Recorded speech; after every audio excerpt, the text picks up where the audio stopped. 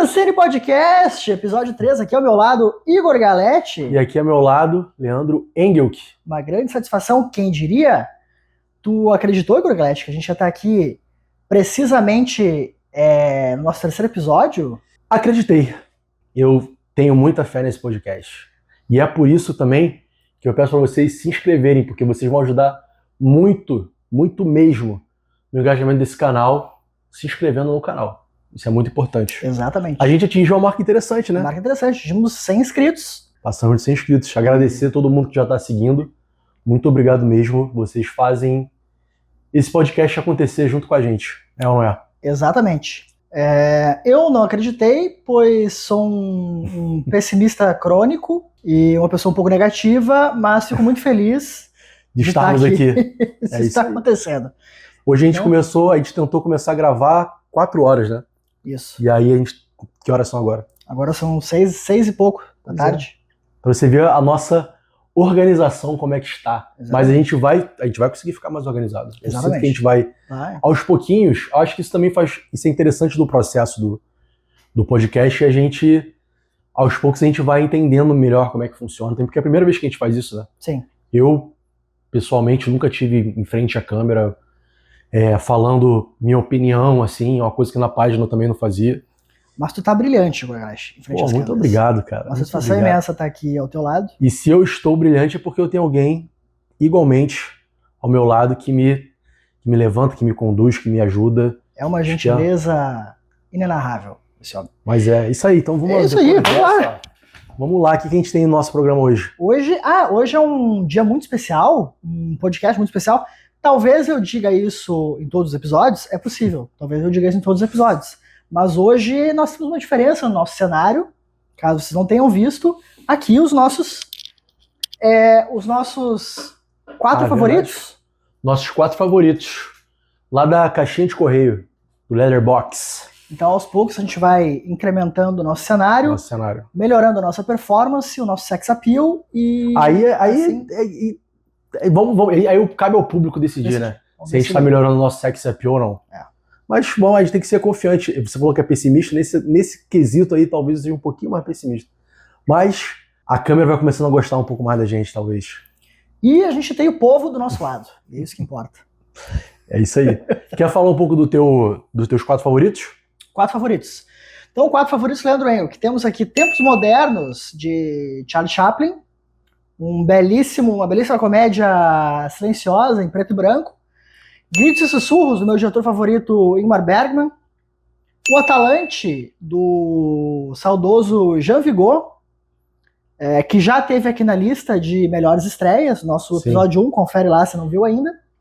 E aqui Cachê, do Michael Haneke. Que é um cineasta que a gente tem em comum a gente gosta muito do Haneke.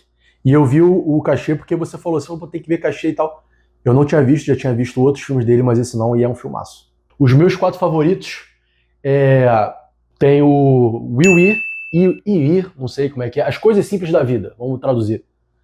Que é do Edward Yang, que é um filmaço muito lindo, que fala talvez sobre o ciclo da vida, desde a infância até a velhice. É um filme lindo. Gosto de Cereja, que a gente falou no último episódio, né? Que é do Abbas Kiarostami, filmaço iraniano. Em terceiro lugar, o meu diretor favorito, que é o Wong Kar-wai, Felizes Juntos, que é um filme pra mim que tem uma fotografia linda, se passa em Buenos Aires, tem ele lida de uma forma muito bonita com a natureza também, com a cachoeira, com as cataratas do Iguaçu. E fechando, Bom Trabalho, da Claire Denis, que pra mim é um dos filmes que melhor retrata a masculinidade no cinema. Todas as questões da masculinidade, a masculinidade tóxica, enfim, é um filmaço. E hoje a gente tem a nossa primeira lista dedicada inteiramente ao cinema brasileiro. Nosso top 5 hoje é... Atuações subestimadas do cinema brasileiro. E a gente não conhece a lista um do outro, e ao final do programa a gente vai divulgar aqui qual é o nosso top 5 de cada um, o nosso top 5 atuações subestimadas do cinema brasileiro. E falando a gente citou aqui o Gosto de Cereja, que no episódio passado a gente falou do Gosto de Cereja, né? Porque vai ter um remake com o Wagner Moura, do Gosto de Cereja, dirigido pelo Lisandro Alonso, que é um argentino, eles vão fazer um remake. E aí eu descobri que vão ter mais 2 remakes. Na verdade, não um remake e um reboot, né? Que é o reboot do Exorcista, né? Que é um dos seus filmes de terror favorito, né? Ou seu favorito. É o meu filme de terror favorito de todos os tempos, O Exorcista. E aí aquela coisa, né? É um reboot, não é um remake, então a história não é exatamente igual a do Exorcista original, então não sei nem por que chamar de O Exorcista, enfim. Questão de mercado, talvez, né? Mercado. Pra chamar. Ele vai ser dirigido pelo Mike Flanagan, que é um cara que eu gosto muito. É um cara que fez, pra mim, algumas das melhores séries, assim, dos últimos tempos. Ele fez A Queda da Casa de Usher, que é uma série baseada na literatura do Edgar Allan Poe, A Maldição da Residência Hill, A Maldição da Mansão Bly, Clube da Meia-Noite e Missa da Meia-Noite. Eu gosto muito de cinema de terror. O Igor acho que já não é tão fã de cinema de terror, né? Porque eu sou cagão, né? A parada é essa. Eu até gosto, mas eu sou cagão, tenho medo, fazer o quê? Então, tipo, eu até vejo alguns que são menos... Essa nova leva de filmes de terror eu tenho acompanhado um pouco mais. E os clássicos eu já vi também, os mais famosos. Esse pós-terror, sem o jumpscare clássico. Sem jumpscare, sem espírito. Então esse já consigo ver um pouco mais. Mas esse Mike Flanagan, pelo visto, ele é um diretor bem renomado, assim. Ele é, assim, as séries dele são bem legais. Os filmes dele, eu assisti 2 só, que foram o Doutor Sono, que é a sequência do Iluminado, do Kubrick, que eu confesso que fico um pouco de ranço, porque eu fui realmente esperando... Eu gosto... O Iluminado é o meu filme preferido do Kubrick, né? Sim. Então, fazer uma sequência, mesmo sendo uma adaptação ainda assim de um livro do Stephen King, é complicado, né? E esse é puro estético que o Kubrick, pra mim, tem muito, né? É difícil também, né? Pô, imagina. É difícil manter um Kubrick, não é um... Mas só me preocupa um pouco esse reboot, no sentido de que eu acho que o Mike Flanagan, ele tem o estilo de terror dele, ele é quase um terrorzinho infanto-juvenil, sabe? Apesar de ele ter uns jumpscares, uma estrutura clássica de terror, ele é embalado numa espécie de fantasia soft, entende? E o Exorcista... É justamente o contrário. É o contrário disso, né? Então eu fico curioso pra ver como é que vai ser esse trabalho na mão dele. Sinceramente, eu não vou com a expectativa de ver uma tentativa de revival do Exorcista original, eu vou de sangue doce, justamente pra não me frustrar muito. Mas vamos ver, eu gosto do Mike Flanagan, vamos ver o que ele vai aprontar. Pra mim, O Exorcista é o filme mais assustador, assim, de todos os tempos, tranquilamente. Até hoje eu tenho dificuldade. E é um filme atemporal. Se você vê ele hoje, sei lá, pega um adolescente de 13 anos pra ver O Exorcista, ele vai sentir medo igual ao cara de, sei lá, 40 anos atrás, na adolescência, que viu, vai ter o mesmo medo. Independente de ser um filme... hoje em dia já tem mais tecnologia e tudo mais, mas a pessoa vai ficar com medo igual, cara. Porque é realmente muito pesado. Mas é que eu acho que ele tem muito essa coisa da maquiagem, do efeito prático, né? Que deixa a coisa mais realista um pouco, assim.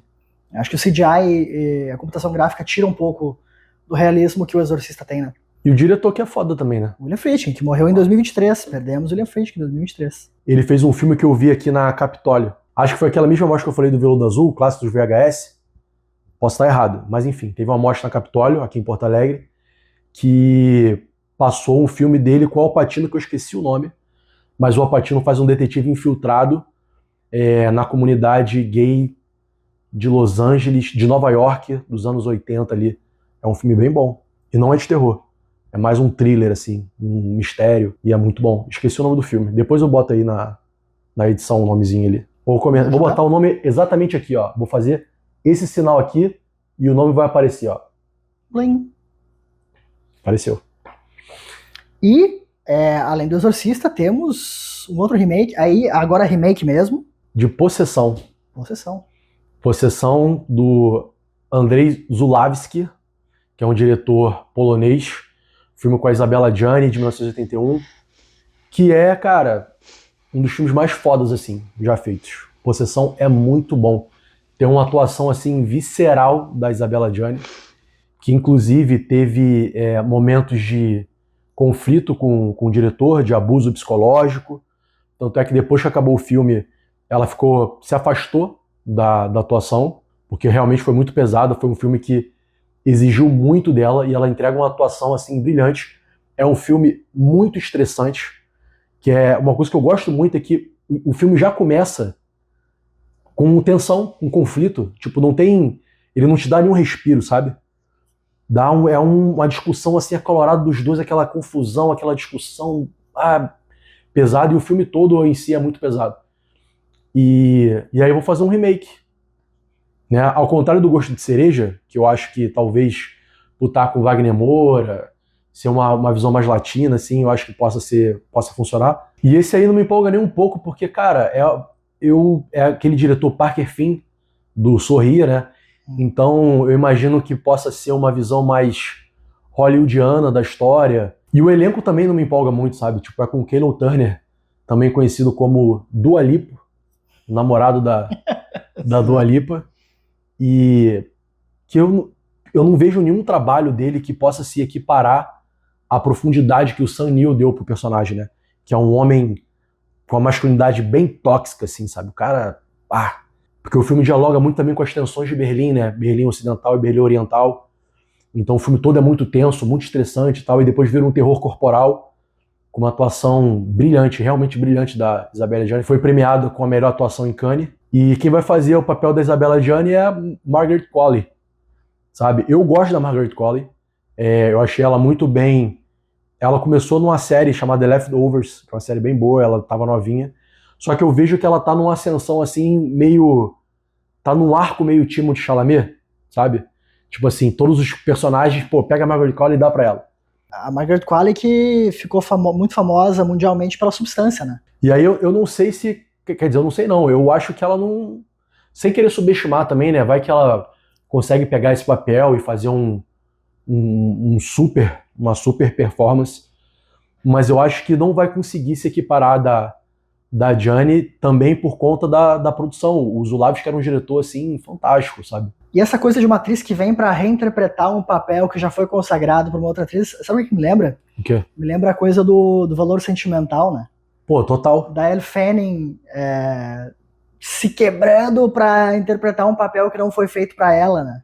E vai pra esse lado da Hollywood também, né? Porque ela é uma atriz, tipo, de filmes mais comerciais, pra tentar fazer um filme mais artístico, mais íntimo, né? Bem pessoal do diretor e tal. Valor Sentimental esse que estreia na MUBI, pra quem não viu ainda, se preparar pro Oscar.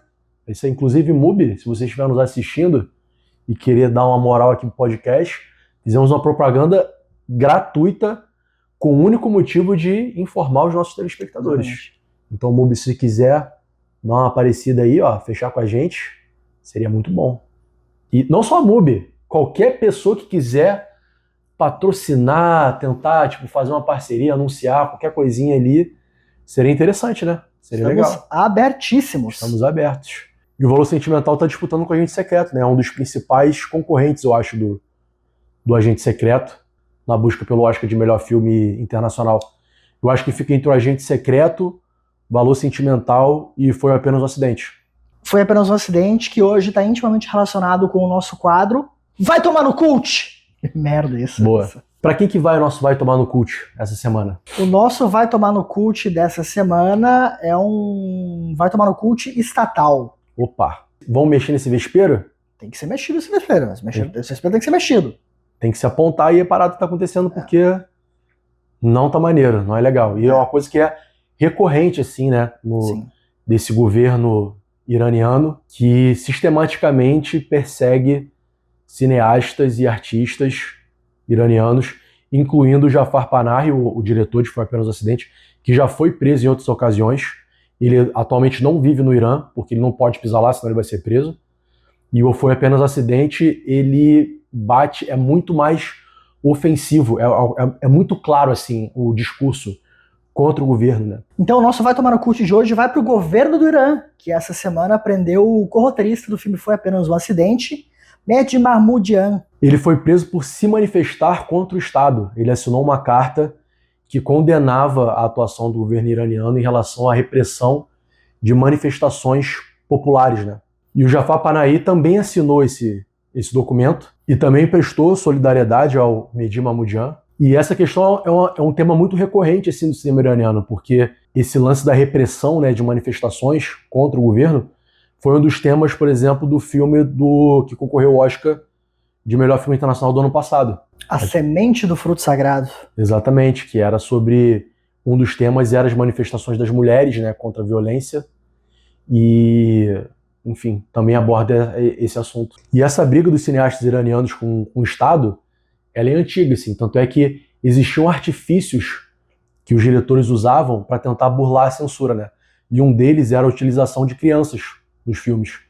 Então tem muito filme iraniano ali dos anos 80, 90, dos anos 2000, que tem protagonistas crianças, porque o Estado iraniano ele vê a criança como um símbolo de inocência, de pureza, que não atesta uma ameaça, né?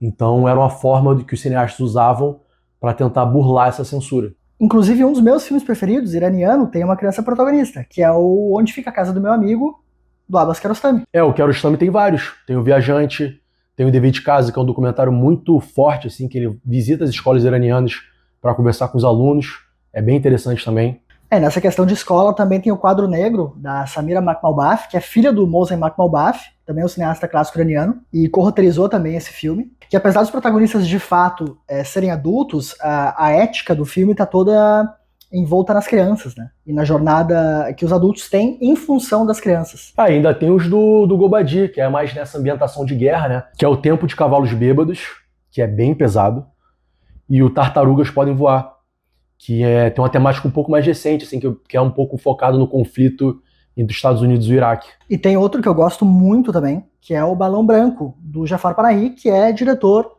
do Foi Apenas um Acidente. Então é isso. Então tem vários filmes com crianças no cinema iraniano justamente por isso, porque é uma espécie de metáfora para você falar de questões sociais mais profundas e que talvez entrassem em conflito com o Estado. Tem um filho ou uma filha em idade escolar que sonha com estrelato? Mude-se para o Irã. Fechamos então. Vai tomar no cut pro governo iraniano. A partir de hoje, estamos proibidos oficialmente de pisar no Irã. Pois é.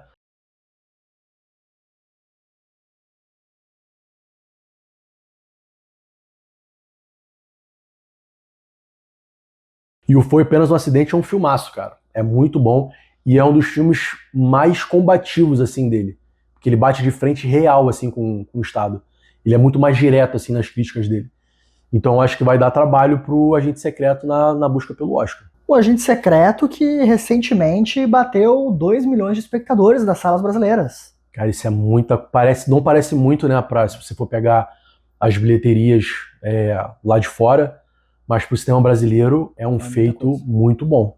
É bom que a mensagem do Kleber chega para mais gente, né? Essa é uma das partes mais legais, assim, desse momento que o cinema brasileiro tá vivendo, né? Que é uma espécie de retomada do espectador brasileiro ao cinema. Tá sendo cada vez mais prestigiado, tem muita gente indo ao cinema, viu Agente Secreto, assim como foi ano passado quando estou aqui. Para quem acha que não, na verdade, o cinema brasileiro foi muito frequentado, foi muito visto nos anos 70 e 80, né, com a chanchada. Você sabe qual é a maior bilheteria do cinema brasileiro? Faço ideia. Há até uma controvérsia, né, que é aquele filme Nada a Perder, do Edir Macedo. Que a igreja comprou os ingressos. Aí Exatamente. Porque teve toda essa polêmica que o pessoal da igreja comprou, aí as pessoas iam no cinema e viam que a sala estava vazia, mas a sessão estava esgotada, sabe? Então, tipo, tem essa controvérsia, né, da maior bilheteria ser Nada a Perder. Se eu não me engano, foram 11 milhões de espectadores que foram, mas muitas salas vazias, porque Edir Macedo e a galera dele lá compraram vários ingressos, distribuíram para os fiéis, e aí tem esse número bem recheado, né, de bilheteria. Então eu acho que não conta muito, né? Não acredito que seja a maior bilheteria, né? Eu não contaria. A gente bateu de frente com o governo iraniano e agora estamos batendo com a igreja evangélica. A gente tá que tá hoje. Vamos pro nosso top 5 então, para fechar? Top 5 atuações subestimadas do cinema brasileiro. O que seria uma atuação subestimada? Uma atuação subestimada seria aquela atuação que ficou apagada no meio de outras atuações, aquela atuação que daqui a pouco não foi tão exaltada pelos meios de comunicação quanto deveria ter sido, segundo a nossa singela opinião. Exatamente, que merecia mais reconhecimento. Fechou, é isso. Então, teu quinto lugar? O meu quinto lugar é Carolina Dickmann, no filme O Silêncio do Céu, do Marco Dutra, que é um filme bem denso, que ela passa por um trauma, a personagem dela passa por um trauma muito forte, e o marido dela também tem alguns mistérios ali que vão se revelando ao longo do filme. É um filme do Marco Dutra, que fez As Boas Maneiras, Trabalhar Cansa, com a Juliana Rojas, e recentemente estreou Enterre Seus Mortos. E é interessante também que o roteiro é co-roteirizado pela Lúcia Puenzo, que é uma diretora chilena, que fez um filme muito legal sobre uma personagem intersexo, chamado XXY, também é um bom filme, que é com Ricardo Darín, que é pai do Chino Darín, que está no elenco do Silêncio do Céu. E a Carolina Dickman tem uma atuação muito boa, ela consegue pegar toda a densidade da personagem dela, e ela consegue passar todas as dores e angústias daquela personagem. É um filme que também não é muito conhecido, mas é muito bom.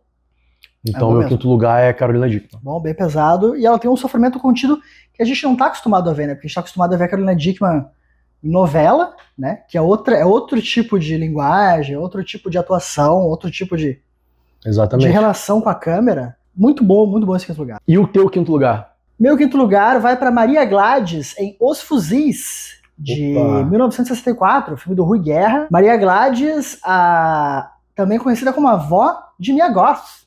A Mia Goth, que também é conhecida como neta da Maria Gladys. Muito mais importante. Vamos fazer esse adendo. A Maria Gladys, para quem não sabe, foi uma grande atriz marginal antes de ser conhecida pelas novelas. E eu acho que nesse filme ela passa meio batido, porque ela tá ali esmagada, entre outros nomes, entre o Nelson Xavier, entre Hugo Carvana. E Os Fuzis é um filme que eu gosto muito. Ele é um filme que ele é ambientado na cidade de Milagres, na Bahia, e ele retrata uma grande seca nessa cidade, e aí chegam militares para proteger um armazém de mantimentos da população com fome, da população faminta, né, que tá passando fome. Então a Maria Gladys, ela tem um personagem muito interessante, que ela transita muito ali entre o desejo e a culpa, porque ela se relaciona com o personagem do Nelson Xavier, que é um militar, que é, em tese, um algoz do povo ao qual ela pertence. Ela é um personagem meio recatadinha, meio religiosa e ao mesmo tempo explosiva. Ao mesmo tempo ela não é tão submissa como a gente poderia esperar de uma personagem dos anos 60. Então ela até combativa por vezes. E é muito interessante como ela sustenta essa dualidade. Então, por isso, pra mim, Maria Gladys em quinto lugar. Então, quarto lugar, Igor? Meu quarto lugar é Fábio Assunção em Motel Destino. Eu acho o Motel Destino um filme que tem a estética característica do Carinha Inus. É a história de um jovem forasteiro, vamos assim dizer, que acaba achando... Ele tá fugindo, né? E ele acha asilo num motel. E esse motel é gerenciado pelo Fábio Assunção e uma funcionária que acaba sendo a companheira dele. E ele entra meio que dentro desse relacionamento dos dois e acaba virando uma situação meio esquisita e tensa ali. E eu acho que o Fábio Assunção, ele é o grande destaque do filme. A atuação dele conecta todos os pontos do filme. Não é um papel fácil de fazer, porque ele é um personagem muito multifacetado. Ele é um cara que, ao mesmo tempo que ele é carente, ele é muito performático em relação à masculinidade dele. E aí o Karim consegue também conduzir muito bem esses contrastes, né, que tem do personagem dele. E o Fábio Assunção tá muito bem como um canastrão, mas ao mesmo tempo um cara que não tem uma confiança muito grande, e também um cara muito sensual, sabe, e dominador e tal. E ele consegue fazer cenas assim que eu acho que são muito boas, uma atuação muito, muito potente assim do Fábio Assunção. E eu acho que acabou, o Motel Destino ele não teve tanto destaque assim. Acho que é do ano passado, né? 2024? Não, é de 2024, não é do ano passado. E eu acho que a atuação do Fábio Assunção, ela é catalisadora, assim. Ela é a peça essencial do filme, sabe? Se não fosse, talvez um outro ator que não conseguisse projetar tudo que ele projeta, talvez o filme perderia muito. Então, e é uma atuação que as pessoas não falaram tanto, assim, tipo... Porque isso é muito comum lá fora, né? Você pega um autor meio, entre aspas, outsider, né? Um cara que também não é muito identificado no cinema e tudo mais. E aí você traz ele e trabalha ele para dentro dessa área do cinema. Tem vários exemplos, Adam Sandler no Joias Brutas, o The Rock agora também no último filme e tal. E esse me parece um caso, assim, um resgate do Fábio Assunção pro cinema. Ele fazia muito tempo que ele não fazia um filme assim, com tanto protagonismo, e ele matou no peito e fez uma belíssima atuação. Não, e foi uma boa surpresa, assim, porque esse filme eu assisti no Festival de Gramado, ele foi exibido em 2024, foi a sessão de abertura do festival fora de competição, e foi muito legal ver a reação das pessoas, assim, porque o Fábio Assunção não é uma pessoa a priori identificada com o cinema pelas pessoas, né? A gente tá muito mais acostumado a ver ele em novelas, assim como a Carolina Dickmann, e ver ele numa interpretação tão forte, num filme tão denso e meio erótico, e a relação dele também naquele triângulo amoroso, tem um erotismo. E o Motel Destino, eu acho que ele também é um filme muito interessante, que também acabou ficando meio abafado em 2024. É até muito, acho que por conta do Estou Aqui, né? Uhum. Mas é um filme que dialoga pra mim muito com o cinema do Petzold, acho que a gente já falou sobre isso, né? Sim. Qual era o filme que você falou que Jericho. você achou? Eu acho muito... Parece que muito que bebeu na fonte do Jericho, assim, nessa questão do triângulo amoroso, do casal principal e desse terceiro elemento que chega e transforma aquela relação. Excelente escolha. Show. E o teu quarto lugar? O meu quarto lugar vai para Alice Braga em Cidade Baixa, filme de 2005 do Sérgio Machado. Um filme que, segundo a própria Alice Braga, foi o filme que mudou a vida dela em termos de atuação. Que também se passa na Bahia, assim como o meu quinto lugar, só que ao invés do interior da Bahia, ele se passa na zona portuária de Salvador. Então, Cidade Baixa é a história desses dois amigos que têm uma vida meio errante, num barco, vivem de bico, de golpe. E eles conhecem a Karina, que é a personagem da Alice Braga, que é uma stripper. E aí os dois se apaixonam por ela e começam a desenvolver um triângulo amoroso. E a amizade deles começa a rachar. E eu gosto muito da personagem da Alice Braga, porque ao mesmo tempo que ela é uma personagem forte, dura, sabe, que faz o seu corre, ela também tem, ela se entrega a essa paixão também. Então ela se apaixona pelos dois também. Uhum. E não tem eu não vejo assim um moralismo, sabe, na personagem dela. E ao passo que ela também não tem uma solução fácil na curva dramática. E o Cidade Baixa é um filme muito forte, um filme muito cru. E ele tem um dos melhores finais, assim, na minha opinião, de filme brasileiro. A catarse, aquela catarse através do silêncio e do olhar, né? E o próprio Wagner Moura já falou que foi o filme que ele mais gostou de fazer também, né? Ah, isso eu não sabia. Cidade Baixa. Cidade Baixa é muito bom mesmo. E a Alice, eu acho que tem tudo a ver com a lista, incluir a Alice Braga, porque a relação do Wagner e do Lázaro em cena é muito presente. E ela tinha tudo pra ficar ofuscada pela relação dos dois, e ela não fica. Então ela consegue sobressair. E também as pessoas lembram muito Wagner Moura, Lázaro Ramos e tal, e a atuação dela acaba ficando um pouco subestimada. Mas ela também é super importante pro filme, e ela consegue também marcar a posição dela ali de uma forma muito boa, assim. Ela foi uma boa escolha também. Então, meu quarto lugar, Alice Braga por Cidade Baixa. Igor, teu terceiro lugar? O meu terceiro lugar é Marcelo Novaes em Casa Grande. Casa Grande é um filme que é focado no adolescente, é um filme de amadurecimento, né? Um adolescente rico, de família rica, que aos poucos a família dele vai ficando com problemas financeiros, porque o pai dele, que é o Marcelo Novaes, é uma pessoa assim que é meio estranha, assim, meio corrupto, e começa a se envolver em algumas questões aí e vai perdendo dinheiro. E aí esse é o mote que interliga toda a história, que é ele começa a ter tensões sociais dentro da própria casa dele. O filho dele acaba se relacionando com uma menina que é de outra classe social, e aí começa a ter esses embates sociais dentro de casa. Ele é um filme muito sobre essa guerra de classes, muito na levada também do Que Horas Ela Volta, né? Exatamente. Acho que tem um diálogo muito, muito parecido entre os dois aí. Total. E o Marcelo Novaes, ele faz o patriarca da família, que é aquele cara bem conservador e muito reacionário, né? O cara pátria, Deus, família, e aos poucos essa máscara também vai caindo, né? E o Marcelo Novaes, ele sustenta esse personagem e não faz uma coisa caricata. É muito natural, assim, as inserções dele. E é um personagem difícil também de fazer, porque poderia ser um cara bonachão, sem noção. E não, você realmente percebe a veracidade daquele personagem, né? E reflete também todas essas tensões sociais do Brasil dos últimos anos, nessa polaridade.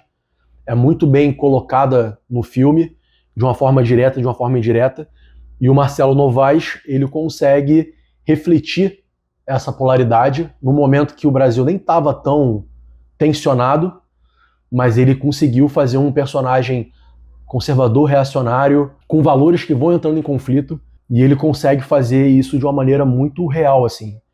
E a atuação, ele é um coadjuvante, né, porque o filme é muito focado no Jean, que é o menino, o adolescente, e sempre que ele aparece ao lado da Susana Pires, que faz a mãe, as melhores partes do filme são a relação dele com o pai, assim. Então, o Marcelo Novaes faz uma atuação muito boa e que não é tão valorizada. Então, meu terceiro lugar, Marcelo Novaes em Casa Grande. Filme muito bom, vale a pena assistir. Tu já viu Casa Grande?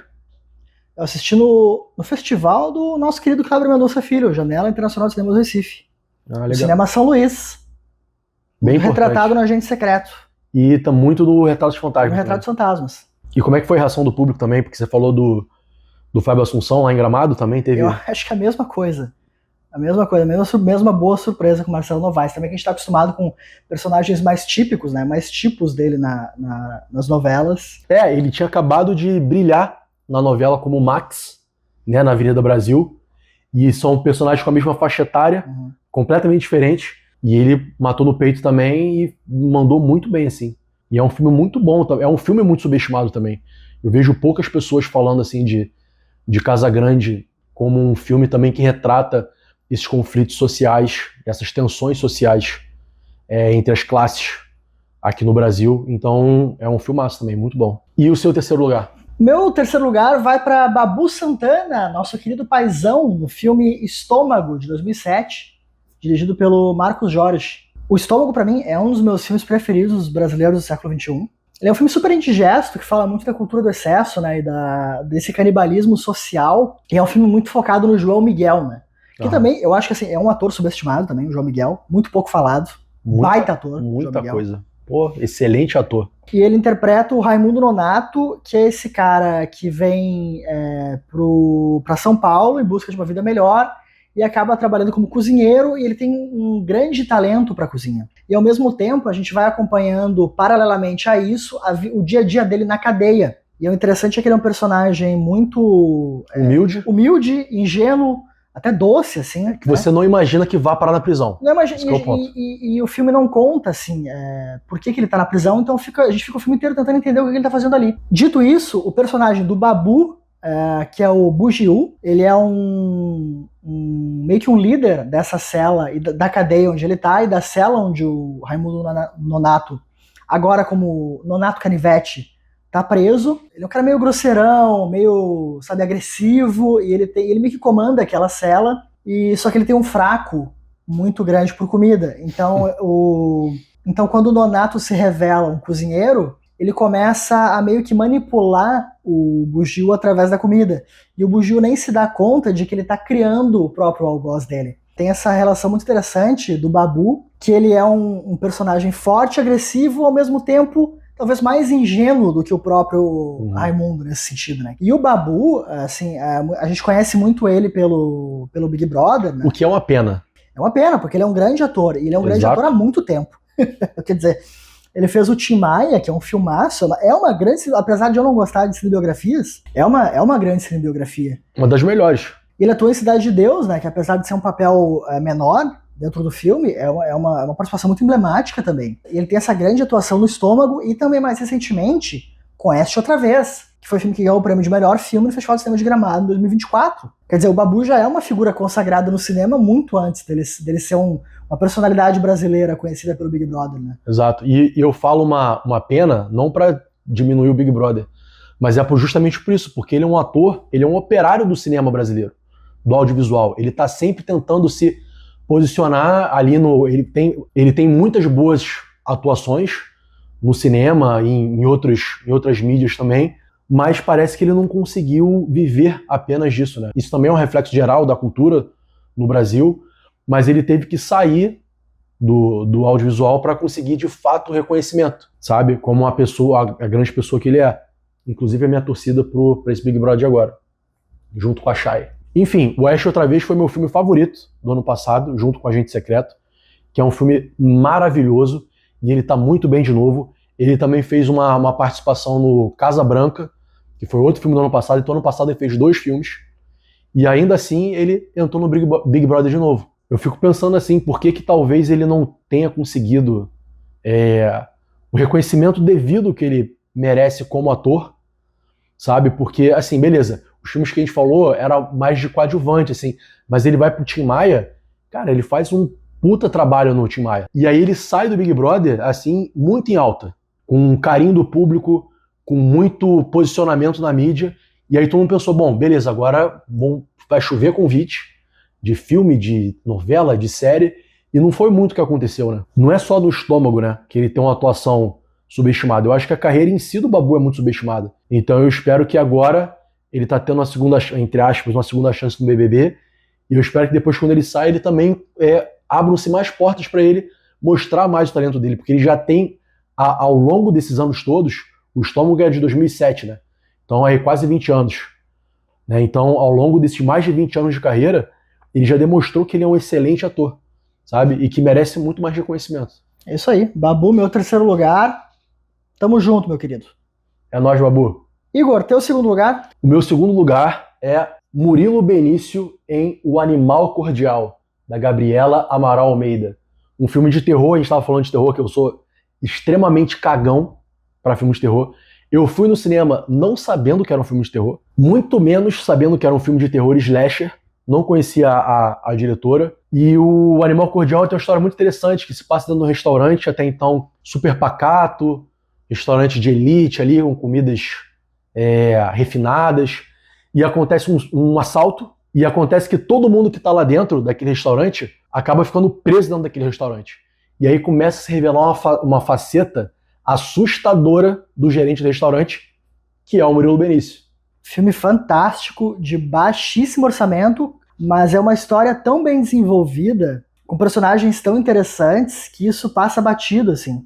Tem o Irandir Santos, que tá maravilhoso também, como chefe de cozinha. E o personagem do Irandir, ele é o chefe de cozinha, e o interessante é que ela constrói as tensões sociais através da relação entre os funcionários, o gerente e os clientes. Os clientes como os ricos que vão jantar no restaurante, o gerente como um cara que fica ali numa classe média, uma classe média alta, mas que tem que fazer o joguinho do abaixar a cabeça para os clientes e tudo mais, e os funcionários. E quando eles ficam presos, essas tensões se revelam de uma forma brutal, né? Porque a gente está falando de um filme de terror, e acaba virando uma coisa muito doida, assim, né? E é muito interessante como é que essas tensões vão aparecendo. E o personagem do Murilo Benício, ele consegue construir um homem sádico, mas esse sadismo e essa loucura dele vai se revelando aos poucos. Ele consegue fazer esse equilíbrio, né? Ele transita entre um personagem que é muito sereno no início e tal, Quase tem uma tolo, certa tensão. né? É quase um tolo, assim. E aí vai se mostrando um monstro. E tem outra atuação muito subestimada, que merecia muito mais reconhecimento, que é a da Luciana Paz, que faz a garçonete. Então é Murilo Benício e Luciana Paz. E aí você citou o Irandir já chega como esse cara super consagrado do cinema, e ele tem um papel mais curto, assim, sabe? Ele não aparece tanto quanto os dois. É muito focado na relação dos dois ali, né? Do gerente e da garçonete e todo mundo ali ao redor dele. Mas a atuação do Murilo Benício, assim, é uma atuação assustadora e não é caricata, o que é difícil de você fazer naquele tipo de personagem. E ele consegue mostrar todo aquele ressentimento da classe média em relação aos ricos e também um certo ódio em relação aos mais pobres. E ele consegue condensar tudo isso dentro desse personagem e virando esse ser monstruoso que vai se revelando aos poucos. Então é um personagem muito difícil que ele consegue fazer assim de forma magistral. Então meu segundo lugar, Murilo Benício em Um Animal Cordial. Pô, tu que gosta de terror deve ter, se amarrado no Animal Cordial. Muito. Porque é isso, é um filme baixíssimo orçamento e com soluções criativas, sabe, em todos os lugares. E a parte legal é essa, é uma locação só. Então é um filme de história, é um filme mínimo, assim, né? De tempo, espaço. E o Murilo Benício? Maravilhoso. Tá aí o seu segundo lugar. O meu segundo lugar vai para Paulo José em Saneamento Básico. É um filme também de 2007, do Jorge Furtado, Aqui Eu Tô em Casa, que para mim é um dos melhores filmes do cinema gaúcho de todos os tempos. É uma comédia divertidíssima, super inteligente, afiada, sarcástica e metalinguística para quem trabalha com cinema. É um filme também sobre cinema. E para mim, o Paulo José é o maior ator de cinema brasileiro de todos os tempos. Ó. Se eu tivesse que dar um Oscar de melhor atriz do cinema brasileiro de todos os tempos, Fernanda Montenegro. Se eu tivesse que dar um Oscar de melhor ator do cinema brasileiro de todos os tempos, pra mim seria Paulo José, que infelizmente já faleceu, e que no saneamento básico ele acaba passando um pouco despercebido. Por quê? Porque é um elenco super estrelado, é um elenco popularmente muito conhecido. Então a gente tem Fernanda Torres, a gente tem Camila Pitanga, Wagner Moura, Lázaro Ramos, Tonico Pereira, Bruno Garcia. E o saneamento básico é ambientado na Serra Gaúcha. Ele acompanha a saga dessa família, que mora nessa comunidade, e eles estão com um problema de saneamento básico, e eles precisam construir uma fossa. E aí eles arrumam uma verba da prefeitura para fazer um filme, para conseguir angariar fundos, para conseguir angariar dinheiro para fazer essa fossa. E aí o filme se desenrola nessa luta deles para fazer um filme sem ter a menor ideia de como se faz um filme. E o Paulo José interpreta o seu Otaviano, que é o pai da Fernanda Torres. Que é o pai da Fernanda Torres e da Camila Pitanga. Ele é maravilhoso porque ele tem um timing cômico muito bom. Muito bom. Como um cara que não conhece nada de cinema, que é um cara mais tradicional, um cara mais chucro. Ele é o típico nono italiano, assim, sabe? Meio turrão, meio dramático. Que não acredita que o filme vai resolver o problema da fossa, né? E ele participa do filme também, desse filme da família, e a participação dele no filme da família é sensacional, assim, ele se revela um grandíssimo ator. Então o Paulo José, para mim, para além de estar nesse filme subestimado por estar meio ali à margem, pensando que a gente tem tantos nomes mais estrelados, né, mais conhecidos popularmente, mas para mim o Paulo José, ele é um cara muito tradicional do cinema brasileiro. Então o Paulo José já foi Macunaíma, que é um dos grandes filmes do tropicalismo ali do final do cinema novo, já foi Policarpo Quaresma, e já teve uma carreira muito sólida em novelas. Então ele é um cara muito polivalente que tem personagens icônicos, assim, em vários gêneros e em vários tipos, tanto no drama quanto na comédia. E eu vou dizer também, para mim o Paulo José só não é mais considerado porque não é carioca, porque é gaúcho. Ah, falei. Começou. Falei Começou, mesmo. Não vamos entrar nessa seara. Uma pequena provocação com fundo de verdade aqui pro nosso querido Igor Galetti, que pra quem não percebeu, é carioca. E pra quem não percebeu, o Leandro é gaúcho. Tá, mas é uma provocação válida, assim. Eu acho que tem um fundinho de verdade nisso mesmo, assim. Eu acho que muitas coisas que saem da esfera do Sudeste, né, acabam ficando um pouco à margem, né? Isso é uma parte muito boa, assim, desse movimento do Kleber, que os filmes dele são muito pernambucanos e tal. O Glauber Rocha também fazia muitos filmes. O cinema brasileiro tem muitos filmes do Nordeste, né? Mais focados na vida nordestina, na cultura nordestina e tal, mas ainda acaba ficando esse centrinho, né, do Sudeste e tal. Então eu aceito a sua provocação. Eu só não aceitaria, mas aí também não tem nada a ver com cinema, mas se você viesse falar que é bolacha e não é biscoito. E todo mundo sabe que é biscoito e não é bolacha. Então, não sendo essa discussão gastronômica, eu vou aceitar a tua provocação. Acho que é válida. Comenta aí, é biscoito ou é bolacha? Bolacha. Enfim. Tu falou bolacha. Bolacha, caralho. Biscoito, me confundi. Essa porra. Biscoito, não é bolacha. Então, meu segundo lugar, Paulo José pro saneamento básico. Igor, teu primeiro lugar. Meu primeiro lugar talvez seja uma atuação que é de fato reconhecida. Só que eu acho que é uma atuação tão boa que merecia mais reconhecimento. Ainda mais depois desse boom do cinema brasileiro recente, com a Fernanda Torres, o Wagner Moura, eu acho que essa atuação está no mesmo nível dessas atuações que foram indicadas ao Oscar e que tem que é valorizada como uma atuação, tá, beleza, foi muito boa e tal, mas que eu acho que tá, tipo, lá em cima, né? Que é Regina Casé, Em Que Horas Ela Volta. A atuação da Regina Casé, pra mim, a gente tem muitos filmes de pessoas que incorporam de fato o personagem, né? Mas a Regina Casé, ela incorpora, não é um personagem, ela incorpora o povo brasileiro naquele personagem, sabe? Todo mundo já conheceu aquele personagem, já teve contato com uma mulher como a Val. E a Regina Casé consegue fazer isso de uma maneira absurdamente realista. É impressionante o realismo que ela consegue colocar dentro desse personagem. Parece que é uma personagem que não é tão multifacetada, mas ela é muito multifacetada. Porque O Que Horas Ela Volta, o que é O Que Horas Ela Volta, né? É uma história de uma empregada doméstica que ela tem uma relação muito maternal com o filho da patroa. E, paralelo a isso, ela não tem uma relação muito maternal com a filha dela de fato, que já é uma adolescente. E aí toda a relação começa a mudar a partir do momento que a filha dela sai do Nordeste e vai passar uns dias na casa da patroa no Rio de Janeiro. Aí todas as tensões sociais de classe que até então estavam adormecidas reacendem de uma forma absurda, assim, porque a filha dela começa a confrontar, tipo, por que você tá fazendo desse jeito? Por que você não bate de frente com eles? Eu não sei o que, não sei o que lá. E a Regina Casé, ela consegue pegar muito bem todos esses conflitos de classe, de maternidade, de relação interpessoal, e faz um personagem incrível, que imprime um sotaque muito verdadeiro, um jeito, não só a forma com que ela fala, né, mas o jeito que ela se expressa, uma atuação corporal muito boa, e obedece todas as nuances da personagem. Tipo, uma atitude mais servil, depois uma atitude mais de confronto. O título em inglês do Que Horas Ela Volta é A Segunda Mãe, The Second Mother. E eu acho que é um título muito bom, porque a relação da Val com todas as pessoas no campo da maternidade é de uma segunda mãe. Ela é a segunda mãe da filha dela, porque quem criou de fato a menina foi a amiga dela lá do Nordeste.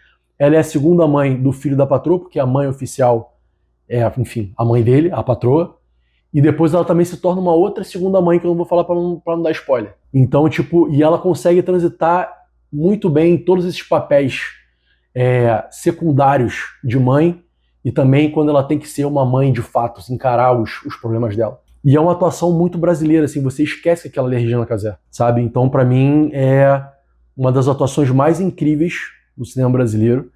E eu acho que se ela tivesse sido feita hoje, ela com certeza também estaria nesse campo aí de indicações em festivais ao redor do mundo. Então, Regina Casé, em Que Horas Ela Volta, pra mim, é uma das maiores atuações da história do cinema brasileiro. E o teu primeiro lugar? Meu primeiro lugar é um lugar polêmico.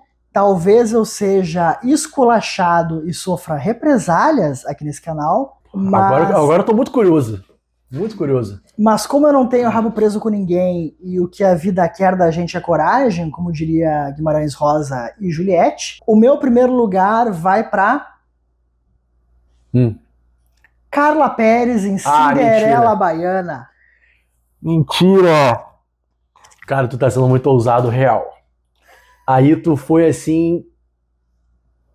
Jogou lá em cima. Mas vai, eu tô curioso pra saber. Por que é a Carla Perez em Cinderela Baiana? Terceiro filme baiano da lista, Um Beijo pra Bahia. Eu vou explicar. Tá, mas antes da sua explicação, é sério? É sério?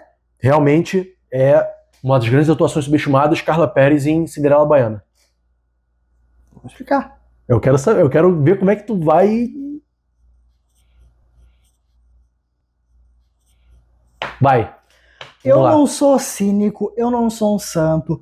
Eu entendo a zoação do filme. O filme tem seus problemas. O filme tem problemas de roteiro. O filme tecnicamente deixa a desejar. Mas eu tenho honestamente um grande carinho por Cinderela Baiana. Porque Cinderela Baiana é um conto de fadas brasileiro. É um filme sobre o sonho brasileiro. É um filme sobre uma menina pobre que busca a fama, busca o seu lugar no mundo. Seu estrelato. O seu estrelato. Então, Cinderela Baiana é sobre a menina Carla, que vive em uma casa humilde com a sua família, no sertão da Bahia. E aí a mãe dela morre e ela vem com o pai morar na periferia de Salvador. É uma dançarina de axé, ela gosta muito de dançar e ela desperta o interesse de um empresário. Então o enredo é óbvio, não tem muito mistério, mas assim, é um filme que faz parte, querendo ou não, do folclore brasileiro. Sim. Seja no campo da galhofa ou no campo do não, ele faz parte. As pessoas conhecem Cinderela Baiana e ele faz parte do imaginário. Então pra mim isso conta muito. E a Carla Perez, ainda não sendo atriz, carrega um longa-metragem inteiro nas costas. Um filme que tem Lázaro Ramos, sabe, um dos seus primeiros papéis, sabe, ele tem cenas emblemáticas. Ele tem cenas que a gente, brincando ou não, estão no imaginário coletivo, que é a grande cena da dança coletiva nas dunas de Salvador. Então, pra mim, tudo isso, a Carla Perez merece sim ser reconhecida como uma atuação subestimada do cinema brasileiro. Até porque ela não era atriz, né? E ela, de fato, carrega o filme nas costas. Isso é um fato. Então, realmente, acho que dentro do tema é justo. Vale. Uma coisa que a gente prioriza aqui são todos os tipos de cinema. E eu concordo muito quando você fala que Cinderela Baiana faz parte do folclore do cinema brasileiro. E, de fato, a Carla Perez tem uma atuação que não é reconhecida. né? Eu acho que dentro da tua explicação é plausível. Eu gostei de ver como é que tu conseguiu. Não sei se estou completamente convencido. Não sei. Mas eu acho que tu justificou bem. Acho que tem a ver com o que a gente tá falando, assim, sabe? Polêmico, hein? Polêmico. Mas é polêmico isso aí. Carla Perez, Cinderela Baiana, foi polêmico. Eu achei, não polêmico, achei ousado. A palavra é essa. Ousado. Mas a gente tem que ter ousadia na vida. A gente não pode se esconder. Fica aí a dica para todos vocês que estão nos assistindo. Então, meu primeiro lugar, Carla Perez em Cinderela Baiana. Eu nunca imaginaria esse primeiro lugar de verdade, assim. A gente estava falando até um pouco atrás de cinema iraniano. Dissecou o cinema iraniano. Não sei o que, blá, blá. E aí agora estamos aqui para você ver como o cinema é uma coisa emblemática, né? E diversa. E provoca sensações e sentimentos de maneiras diferentes. E tá todo mundo ali no mesmo dispositivo, né?